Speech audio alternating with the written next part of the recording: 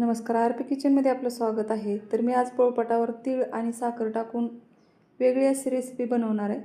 Video skip न करता शेवटपर्यंत बघा.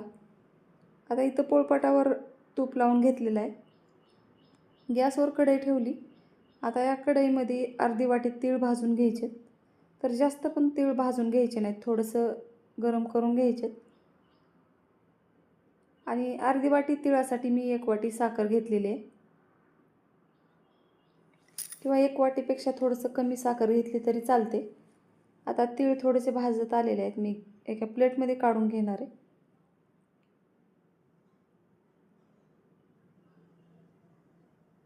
आता याच कढईमध्ये साखर टाकून घ्यायची.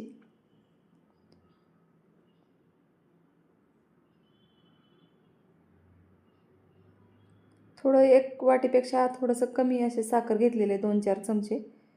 आता ही साखर, तुम्हाला माझा व्हिडिओ थोडा जरी आवडला असेल तर प्लीज व्हिडिओला लाईक करा, चॅनलला सबस्क्राईब करा. सबस्क्राईब केल्यानंतर बेल आयकॉन प्रेस करायला विसरू नका. ऑलवर क्लिक करा, म्हणजे माझ्या प्रत्येक व्हिडिओचे नोटिफिकेशन सगळ्यात आधी तुम्हाला येईल. हाईप या ऑप्शनवर क्लिक करून जे काही पॉईंट्स असतील ते द्यायला मात्र विसरू नका. तुमचे 1 लाईक 1 सबस्क्राईब आणि या हाईपचे पॉईंट माझ्यासाठी खूप महत्त्वाचे आहेत. आणि छानशी कमेंट करा. चला रेसिपीकडे वळूया. आता या साखरेमध्ये 2 चमचे फक्त पाणी टाकायचे. गॅस मध्यम ठेवायचा आहे. आता ह्या साखरेचा सुरुवातीला पाक बनतो आणि नंतर साखर बनते.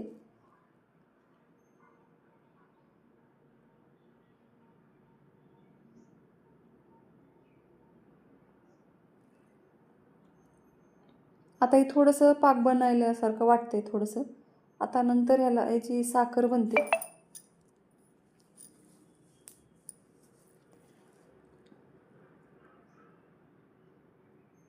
आता इथं पाक बनलेला आहे. आता याची साखर बनते.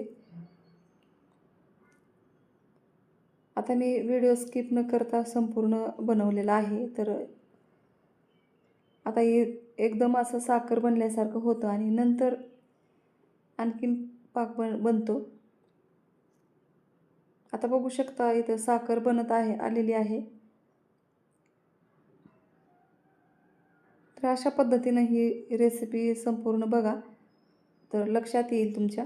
आता इथं साखर बनलेली आहे या साखरेची, आता या पाकाची. आता नंतर ही साखर वितळते आणि ह्याचा पाक बनतो. पाण्याचा अजिबात वापर करायचा नाही. आता पाणी न टाकता याचा पाक बनतो.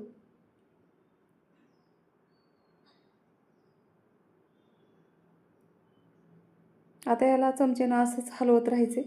गॅस मध्यम ठेवायचा आहे. आता बघू शकता थोडा थोडा पाक बनत आहे. आता इथं संपूर्ण पाक बनलेला आहे. पाण्याचा वापर केलेला नाही मी, फक्त साखर वितळलेली आहे याच्यामध्ये. आता याच्यात तीळ टाकून घ्यायचेत भाजलेले.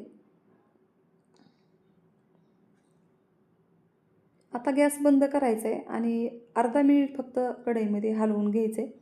जास्त वेळ हलवत बसायचं नाही, कारण पुन्हा आणखीन मिश्रण ही घट्ट होण्याची शक्यता असते.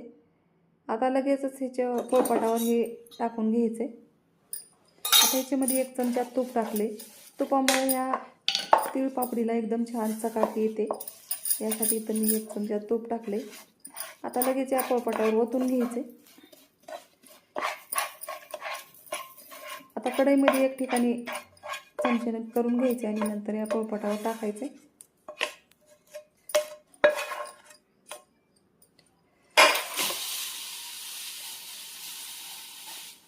आता हे थोडंसं गरम आहे. थोडंसं थंड झाल्यावर त्याला लाटून घ्यायचं. तर मी बेलण्याला आधीच तूप लावून ठेवलेलं होतं, तर आणि थोडं थोडं चिटकत आहे, तरी थोडंसं आदर लाटून घ्यायचे. या पद्धतीने एकदम छान अशी तिळपापड तयार होते.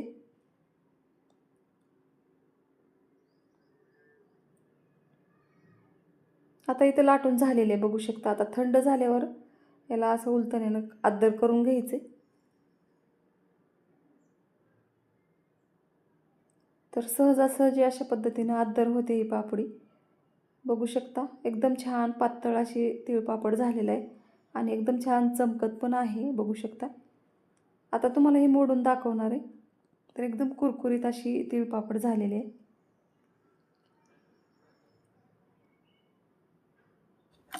आता तुम्हाला मोडून दाखवते, एकदम कुरकुरीत झाली.